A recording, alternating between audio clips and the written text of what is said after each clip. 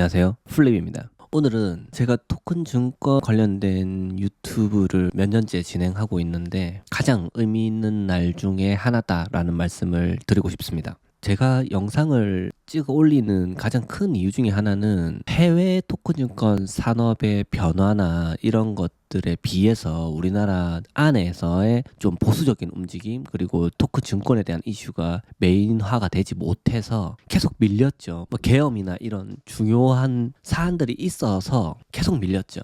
아무튼 그래서 토큰 증권에 대한 법제화가 굉장히 늦어졌습니다. 몇 년이 늦어졌죠. 23년도에 사실 될 줄 알았어요. 근데 이게 계속 밀리다 보니까 어디까지 가나 봤는데 다행히도 드디어 국회 정무위의 문턱을 넘었다는 뉴스가 드디어 오늘 떴습니다. 오늘 이 일정은 예정돼 있었고요. 이데일리에서 뉴스가 나왔습니다. 드디어 이 관문을 넘었다라는 요 표현이 이게 왜 중요한지 그거에 대해서 설명을 좀 드리려고 합니다. STO 자체를 또 지금 방송을 처음 보시는 분도 있을 수 있을 것 같아요. STO는 Security Token Offering이라고 부르는 거고요. 실질적으로 가장 간편하게 이해하신다고 하면 처음에 주식 상장돼서 IPO를 하게 되잖아요. 그래서 그거와 동일하게 블록체인 상에서 증권으로서 처음 인정을 받는 행위, 발행이 되는 행위, 그거를 STO라고 부릅니다. 그 STO에 대해서 이때까지는 법적 지위가 있지 않아서 조금 둘러서 해석되기도 하고 그 사업을 펼치는 데 있어서 상당히 제한적이었어요. 샌드박스가 있긴 했는데도 불구하고 굉장히 우리나라에서는 그걸 거의 하지 못했죠. 그래서 제가 봐왔던 수많은 업체들도 문을 많이 닫았습니다. 근데 이제는 드디어 정무위의 문턱을 넘었다는 겁니다. 한 줄로 표현하자면 제도권 안으로 정식 편입되는 첫 단추가 끼워졌다. 뭐 그렇게 말씀드릴 수 있을 것 같아요. 지금 무슨 비트코인이나 일단 그런 크립토들은 증권으로서 인정받진 않죠. 뭐 상품으로 분류가 되긴 합니다. 비트코인이나 일부에 대해서 그렇다는 거고요. 뭐 그런 저기 밑에 잡코인들까지 말하고 싶진 않아요. 그런 크립토들은 크립토 나름대로의 법안들이 제정이 될 예정이고요. 그 부분에 대해서는 가장 큰 맥락은 소비자를 보호할 수 있냐 없냐예요. 근데 제가 항상 강조하던 이 토큰 증권은 소비자를 보호하는데 매우 적합하다. 왜냐하면 증권으로서 인정을 받기 때문에 법 테두리 안에서 소매 투자자 혹은 기관 투자자들이 보호를 받을 수 있는 거예요. 그렇기 때문에 좀 더 보수적으로 큰 구찌의 돈들이 흘러 들어올 수 있다. 그래서 이 토큰 증권의 시장이 매우 밝을 거고, 그거에 대해서 이제 블랙락이나 수많은 금융업체들이 눈독을 들이고 있죠. 우리나라도 마찬가지입니다. 실제로 엄청나게 많은 업체들, 메인 금융권들, 증권사들 모두 주목하고 있습니다. 그럼 실제로 오늘 국회에서 어떤 일이 있었는지, 앞으로 일정이 이제 어떻게 되는지, 언제 실제로 토큰 증권들이 활발하게 거래가 될 수 있을지, 그리고 뭐 투자자나 사업자 입장에서는 어떤 기회나 리스크가 생기는지 뭐 간단하게 그런 거를 좀 정리를 해볼까 해요. 이 뉴스를 보자면 오늘 이런 뉴스가 있었어요. 이게 국회 방송 생중계되는 정무위원회 내용이거든요. 제목 보이죠? STO 법안 일부 개정안 이렇게 했는데, 여기 보시면은 개의 예정해서 한참 뒤에 개의를 하게 되고요. 개의를 하고 나서는 많은 분들이 싸우기 시작합니다. 그 중에 토큰 증권 중에서 야권 후보죠. 지금 국힘의 김재섭 의원은 토큰 증권에 굉장히 진심이신 분이고 토큰 증권 관련돼서 발의를 많이 하셨어요.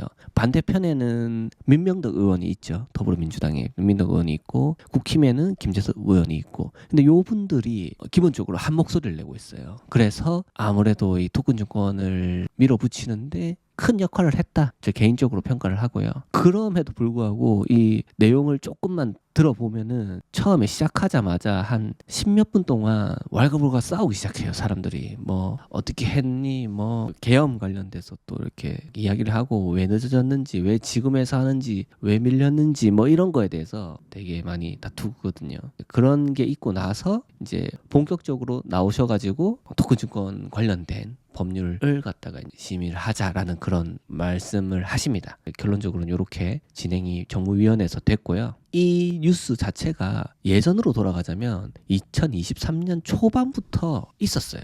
법률 내에서 허용하겠습니다. 이건 뭔 말이냐면은 이게 제일 처음 나온 얘기고요. 이게 법안으로 제정을 하겠다는 이야기인데 그건 향후에 하겠다는 얘기고, 일단은 STO를 하긴 하되 샌드박스를 열어놓고 그거는 자본시장법 규율 내에서 컨트롤하겠다고 한 거예요. 이거는 히스토리를 설명드리는 건데요.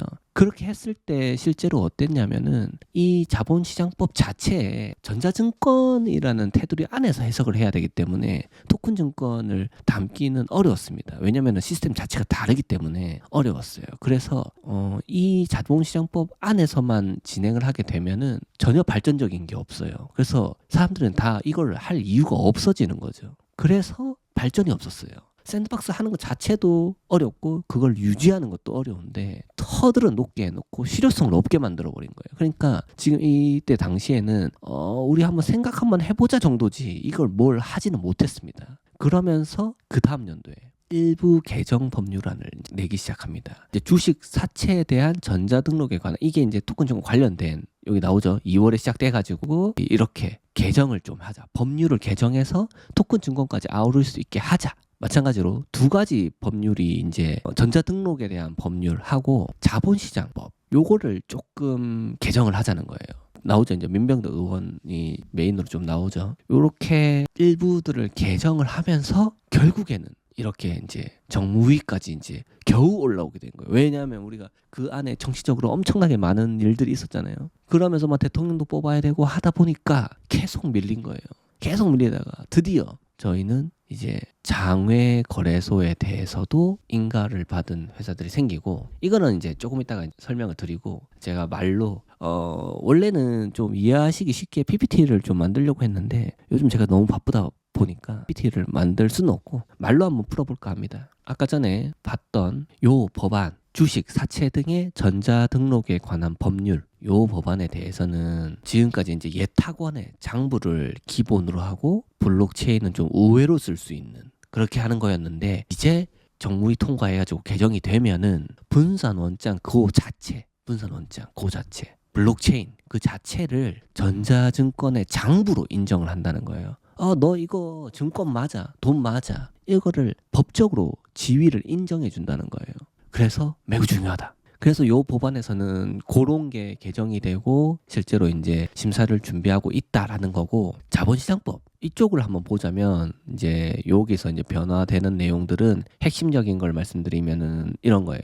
비상장, 장외 이런 투자계약증권이나 무슨 조각투자 같은 뭐 이런 것들을 갖다가 토큰 증권으로 정의를 하고 제도권 유통시장 안으로 넣자. 뭐 이게 이제 핵심인 거죠. 네, 특히 요 조각 투자 전용 장외 거래소 플랫폼, 그런 것들이 합법적으로 인가를 받고 운영할 수 있도록 그런 이제 근거 같은 게 생긴 거예요. 그래서 요 두 가지가 통과가 되면 또 유통시장에 청신호가 많이 켜질 거다라는 겁니다. 어떻게 보면 이제 발행과 유통으로 나뉘어서 본다고 생각할 수도 있고요.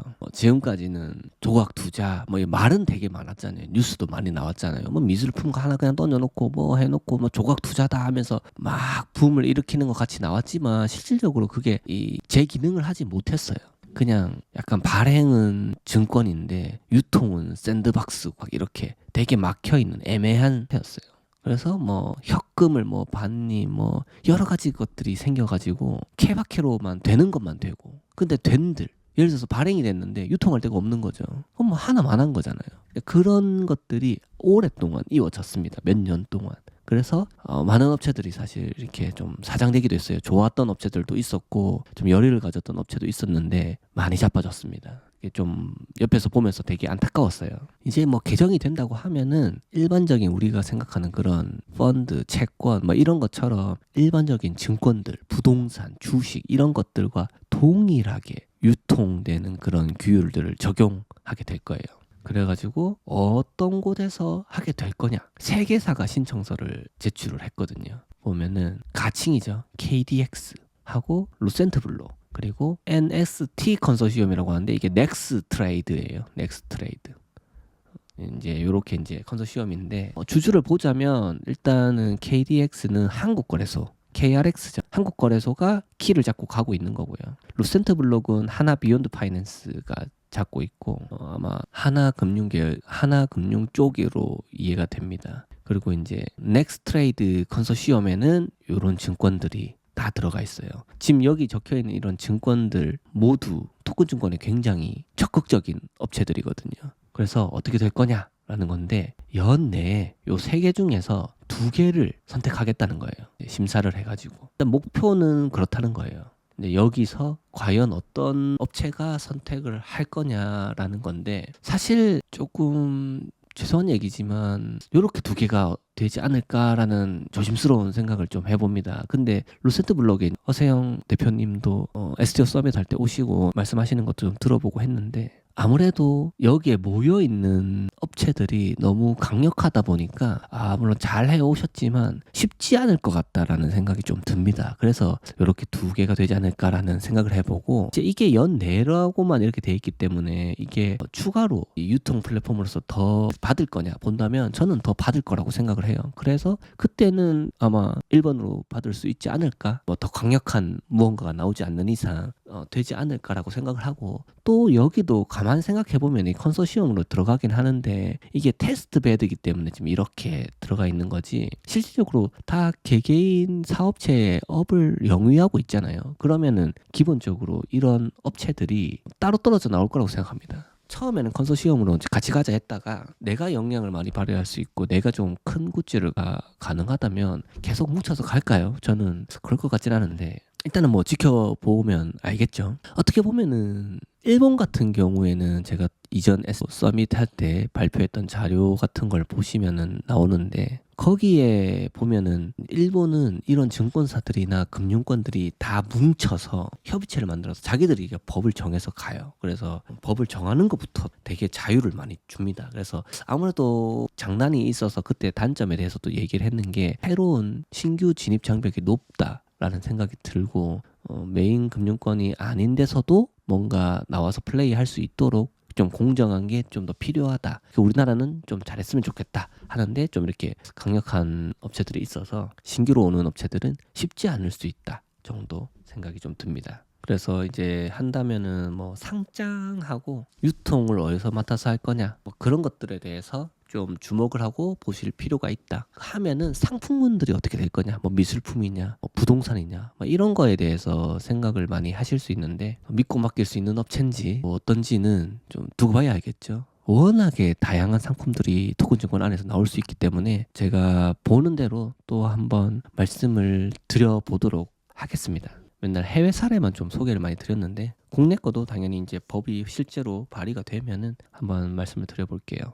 그리고 지금 많은 분들이 가장 궁금해하는 거, 그 일정에 대해서는 사실은 알 수 없어요. 저도 언제 되고를 모를 수밖에 없기 때문에 한번 구성이 어떻게 될지에 대해서 예상을 해본 건데 정무위에서 일단은 이제 통과가 됐고요. 그 다음에는 뭐냐면은 전체 회의를 하게 되고 법사위를 거쳐서 국회 본회의로 올라가고요. 그 다음에 대통령이 재가를 하게 되면은 시행령이나 시행규칙이 이제 정비가 되고, 법 하면은 법령 밑에 보면 시행령 뭐 이런 식으로 있잖아요. 그런 것들이 이제 만들어지고 법이 실제로 시행이 되고 그 다음에 유통시장이 개장을 한다. 요런 순서가 될 거예요. 그래서 보면은 쭉 요런 식의 시간이 조금 필요할 거다라는 생각이 들고, 뭐 예상을 하자면 이렇다는 겁니다. 올해 안에는 어디까지 될 거냐, 뭐 대통령이 재가를 하는 것까지 될 수도 있고 안 될 수도 있다. 뭐 요 정도 될 것 같아요. 국회 본회의까지는 올해 통과할 수도 있겠다라는 게 있네요. 그래서 국회 본회의만 통과하면은 대통령이 갑자기 노 할 리는 없기 때문에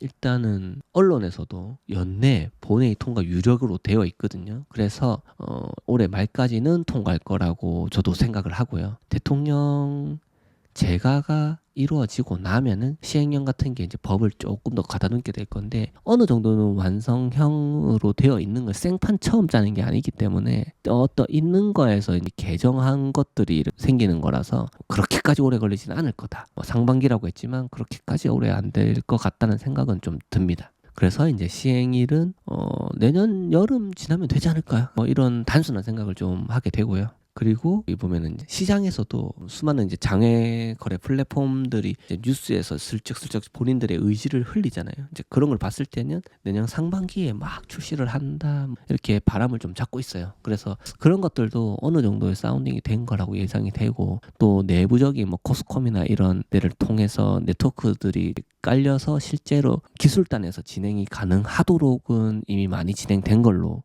이야기를 들었고요. 그래서 제가 볼 때는 그래서 언제 활성화될 수 있느냐라고 한다면 내년 중반 이후가 시작이다. 그렇게 말씀을 드릴 수 있을 것 같습니다. 일단은 되게 기쁜 날입니다. 이게 정무위를 통과하는 게 진짜 한참 너무 오래 걸렸는데, 그것 때문에 싸우시는 국회의원들 봤을 때는 그럴 수도 있겠다라는 생각도 실제로 들어요. 이제 왜 그렇게 늦었냐라고 반문을 당연히 할 수 있는 부분이고, 실제로 어떤 이유에서든 많이 늦어진 거는 사실이기 때문에 초반에 정무위가 이제 매끄럽지 않게 시작한 것도 이해가 되는 부분이긴 합니다. 아무튼 결국에는 이렇게 결론되리라고 결국에는 됐죠. 이제 STO는 정무위를 통과한 거를 이제 절반을 넘었다고 할 수가 있고요. 여야의 의견이 거의 제로에 가깝게 없기 때문에 실제로는 진행이 이제 될 거고, 이게 좀 맞물려 돌아가는 게 굉장히 아이러니하게도 지금 INX 구상되고 있는 26년도의 로드맵에 어느 정도 부합을 한다라는 생각도 좀 들어요. 그래서 어떻게 이제 세계적인 입장을 봤을 때도 그렇고 국내적인 입장을 봤을 때도 그렇고 결은 어느 정도 비슷하게 흘러가는 느낌이 좀 들었습니다. 비단 INX만 놓고 얘기하는 건 아니고요. 다른 회사들도 세큐리타이즈도 그렇고 IPO 준비하고 있고, 이게 사실은 이제 시작하는 단계라고 봐야 되거든요. 그래서 제 개인적으로는 굉장히 의미가 있는 날로 기억이 될 것 같습니다. 앞으로 많은 업체들이 다시 한번 더 힘을 내서 나와 주시면은 좋을 것 같다라는 생각이 들고, 이 토큰 증권 업계에서도 많이 활황이 되기를 기대하고요. 저도 저 또한 제가 할 수 있는 선에서 좀 도움을 많이 드릴 수 있으면 좋겠다라는 부분, 그리고 해외 거래소나 이런 데 상장하는 부분에 대해서도 도움을 드릴 수 있는 부분은 언제든지 말씀해 주시기 바랍니다. 그럼 오늘 전달해 드릴 내용은 여기까지고요. 다음 시간에도 더 알찬 내용으로 찾아뵐 수 있도록 하겠습니다. 시청해 주셔서 감사드립니다. 플립이었습니다.